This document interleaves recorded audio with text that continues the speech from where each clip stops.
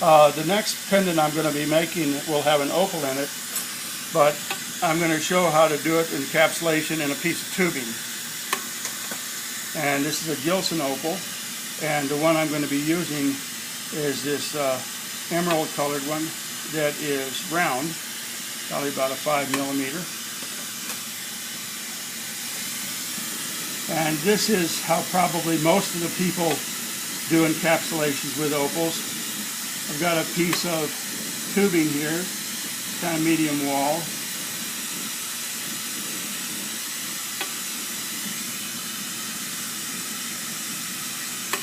And I just blew that out a little bit. I'm going to slip the opal down in it. And then I'm going to heat the tubing. And the opal I put in there is just room temperature cold. Now the tubing is going to scuzz over. You can actually even see there probably fairly well the scum on the tubing. And again, this is being filmed through a didymium filter. And then right now I'm going to suck on this tubing a little bit, and it'll pull the air and encapsulate that opal a little bit more.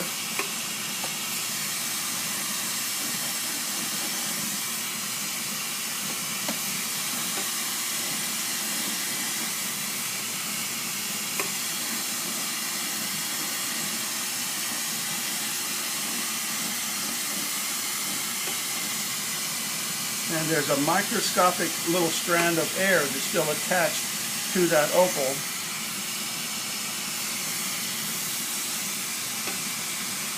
And so when I clean up the right side of this opal and punty it, then the last thing I'll do is pull away this little part of air that's touching the left side of the opal. So now after I've encapsulated the opal, I'm going to steal the majority of the glass around it, because all of this glass had a scuzz on it. And you can actually see where there might have been a scratch running down the rod, and then when a scratch running down the tubing, and then when I heated the tubing up, it made the scratch devitrify and turn into this, cut and glass that wasn't clean at all. It had like scratches running down it.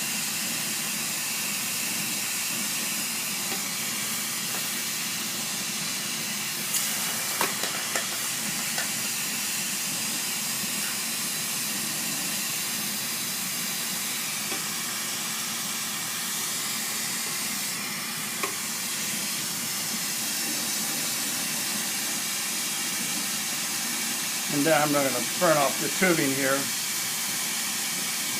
so it'll be ready for the next time.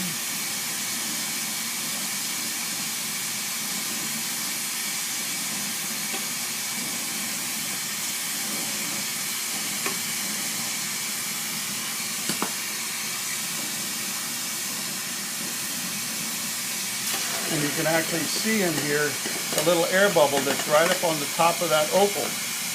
So now I'm going to pull away the glass.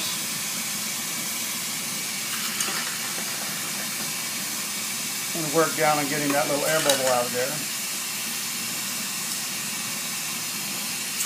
And there's a lot of people that do this far better than I do it. You can actually kind of see here when I grab that air bubble, you can see it being extended, and I'm taking little bits and pieces of it.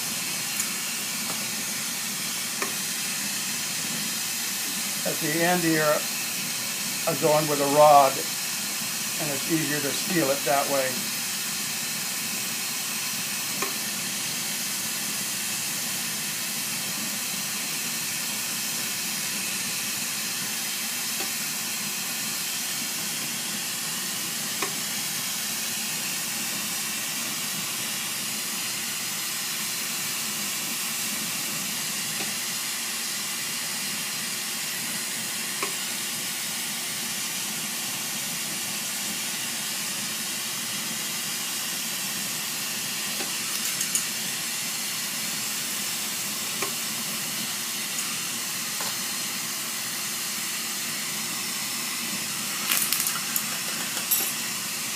Okay, now I have the opal here. It's a round opal, about probably 5-6 millimeters.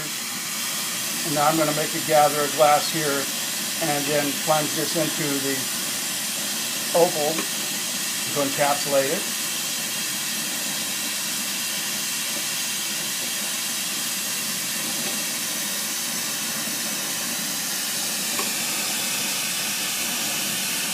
And you can see I want to do at least half covering the opal.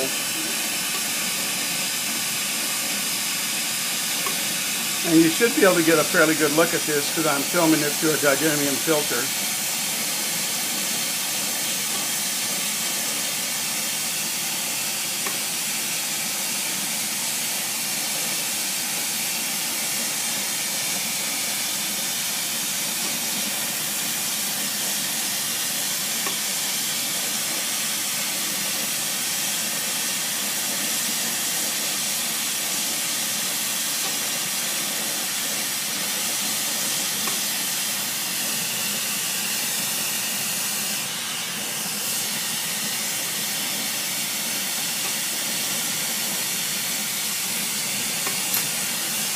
And now I need to heat this so that this will round over kind of into a marble shape, but it will actually present the opal a little more away from the middle of it. Because when I put the other half of the clear onto here, I don't want to trap in air, and I want to heat it up well so I don't leave a line that's kind of like a halo mark.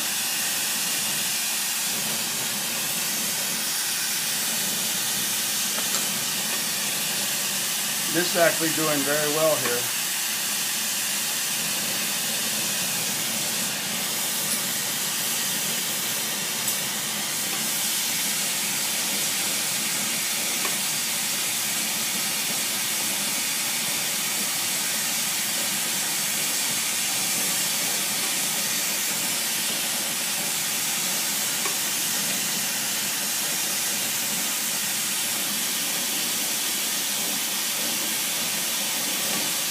I'm hitting that with some nice high heat so that I don't get a halo line. Now when I put this pendant together, I'm going to have it so that if there is a kind of a halo line, it will be perpendicular to your eyesight so that I can kind of hide it within that opal, because this opal pendant is only going to have one facing side.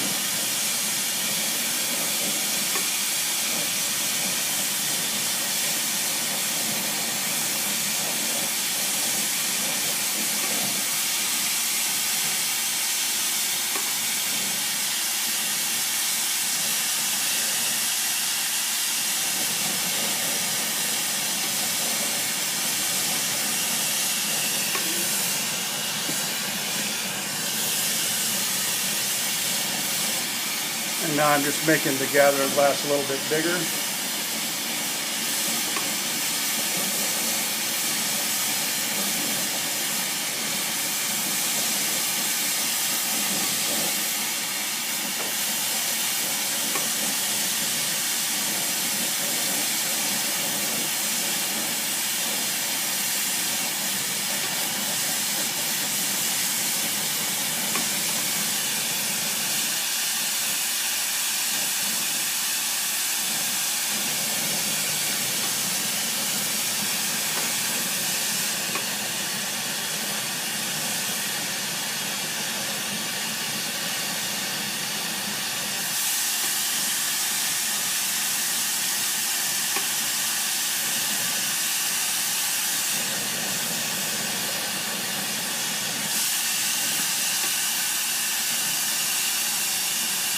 And this part right here I'm going to have as the back of the pendant, because there's a microscopic little air bubble, and if I have that at the back of the pendant, then it won't be seen.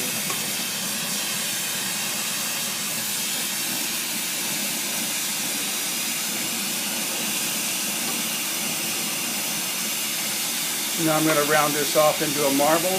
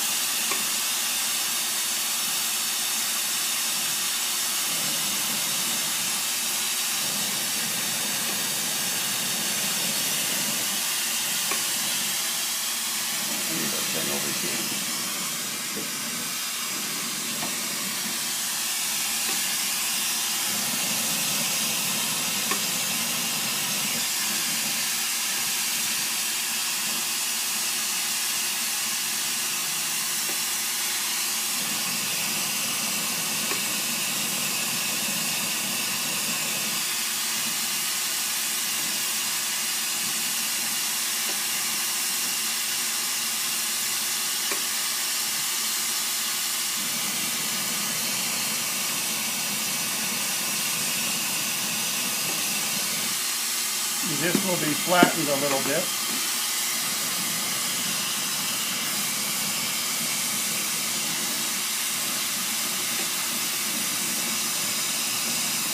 So right now there's a tiny air bubble on this end here.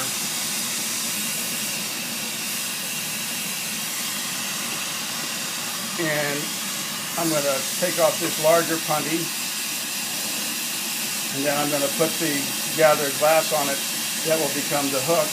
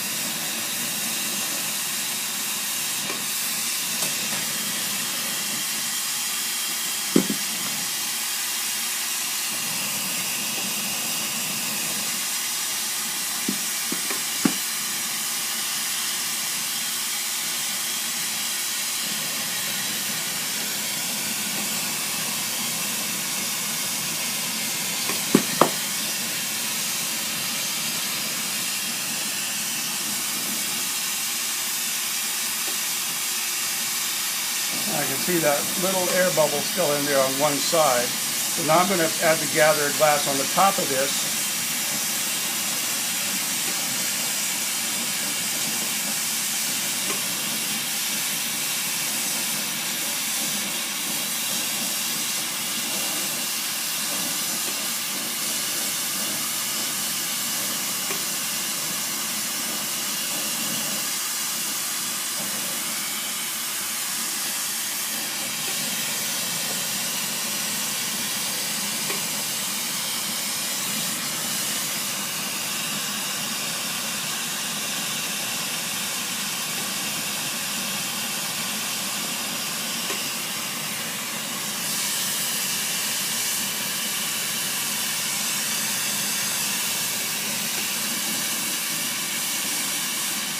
So I have the opal inside now, and it's pretty cleanly encapsulated except for that one little air bubble.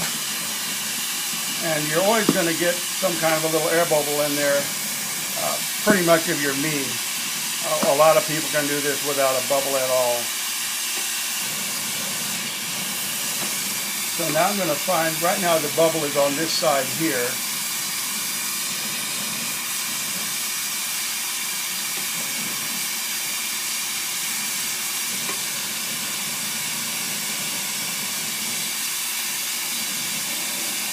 Oh, that worked. Okay. So now I have this flattened, because this will be faceted and opened up on just one side.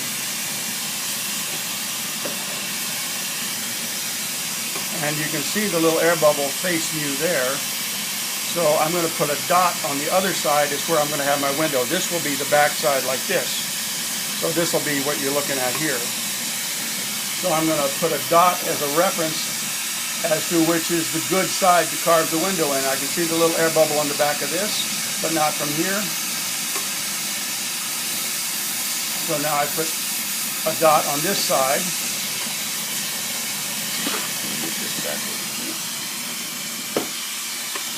I'm going to let this chill a little bit, and then I'm going to throw. I'm kind of just working my way around with like 3 gathers of this indigo luster frit. Now I'm going to go to the other side of it.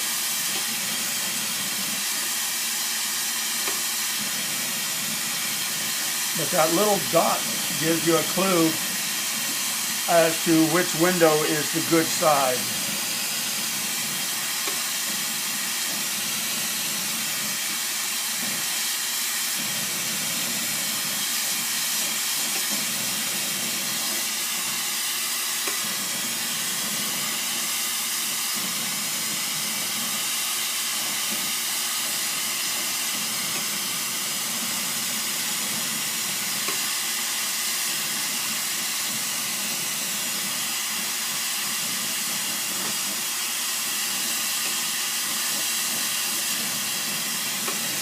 So now this is what the front's going to be like, and that'll be the back.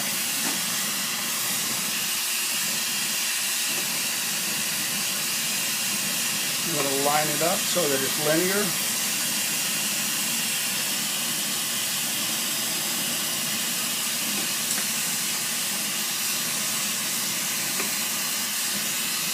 And that's for my punty to hold it when I finish it. And then when I burn off and fire polish it there, that will be where I sign it.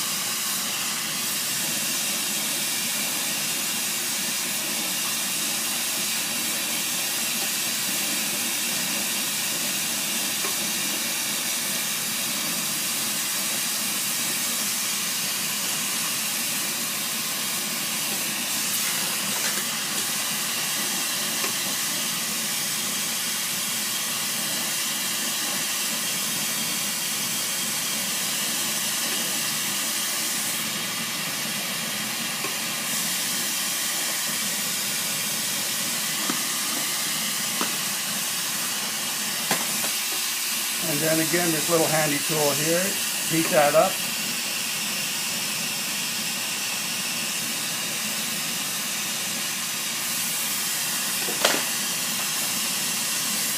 And then your tungsten, I put it in the hole, and then I start moving it back and forth and heat the tungsten up.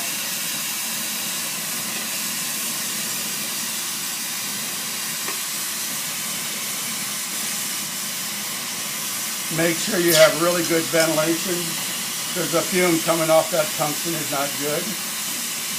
And as a matter of fact, the fume coming off any colored borosilicate is not really good for you. And again, the best way to ream out that hole and get it round and of a quick, nice size is with your tweezers here.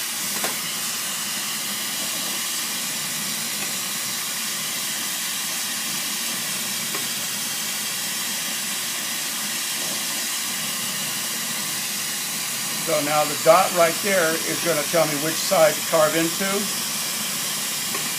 So this I'm going to knock off and put into my oven. Fire polish the bottom.